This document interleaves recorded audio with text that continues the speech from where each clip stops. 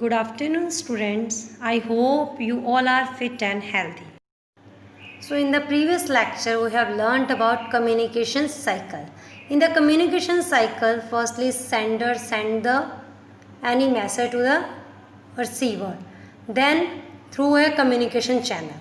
Then, receiver give a feedback to the again sender. This is the communication cycle, and the last point is feedback, and today we learn about the feedback. So what is feedback? Feedback is response given by the receiver to sender. वो response है जो एक receiver जिसने receive किया वो वापस किसको भेजता है, सेंडर को. So students, look at this picture.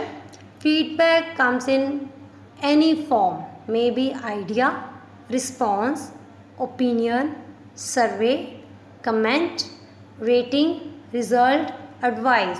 आपको फीडबैक किसी भी फॉर्म में मिल सकती है. So now we learn about types of feedback. There are 3 types of feedback. First is descriptive, second is specific and third is non specific feedback. Descriptive feedback.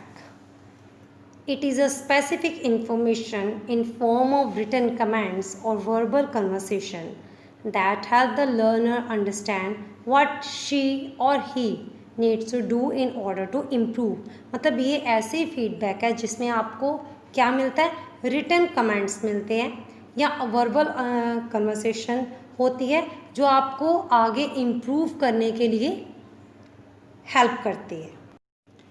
Specific feedback. It provides detailed or specific information on where the student did well or not so well. ये आपको क्या देता है, specific information देता है, आपने अच्छा किया नहीं. For example, good job, right, you did it. These are the type of specific. Non specific feedback. Non specific feedback on other hand can be confusing work on general. Such feedback serve no purpose. इनका कोई purpose नहीं होता और हमारे लिए वो इतनी valuable नहीं होती.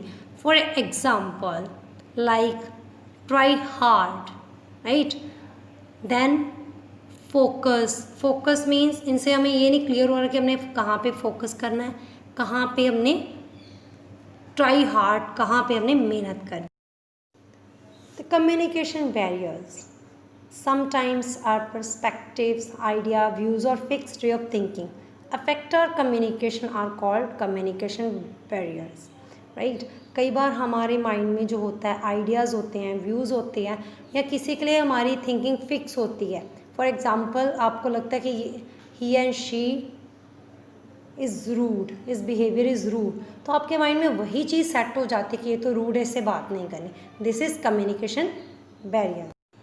So there are different types of barriers that affect our communication, right? Effective communication. Some are personal, physical, emotional, language, gender, semantic. For example, language barrier. Example is, if you don't know any particular language, तो आपको क्या problem आती है कि how I communicate with other. अगर आपको उसकी language ही नहीं पता तो how you communicate to another person.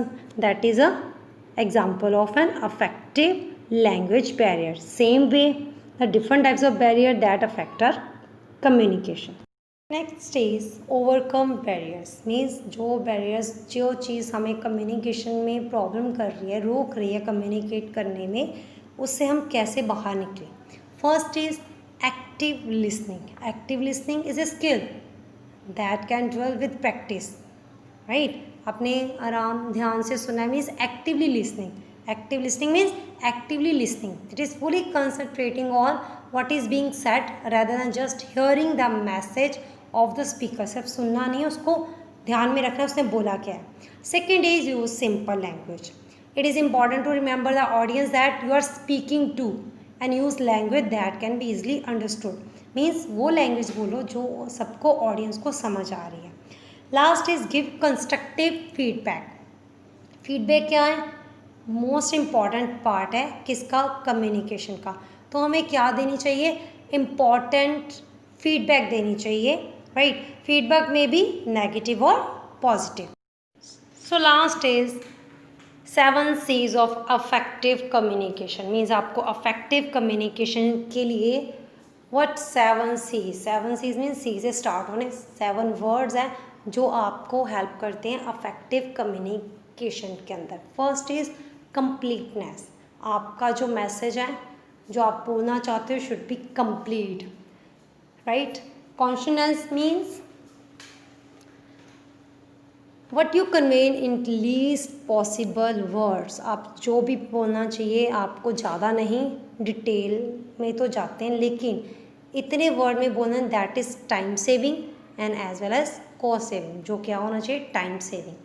Concentration. Concentration means stepping into the shoes of other. आपको क्या है कि किसी के इमोशन को हर्ट नहीं करना, मॉडिफाई करना है अपने वर्ड को जो कि ऑडियंस को नीड है. Next is clarity. आपका कंसेप्ट सबके लिए क्लियर होना चाहिए, व्हाट यू वांट टू से, और आप क्या आपका टॉपिक है, क्या आप बोलना चाहते हो, क्या उनको समझाना चाहते हो.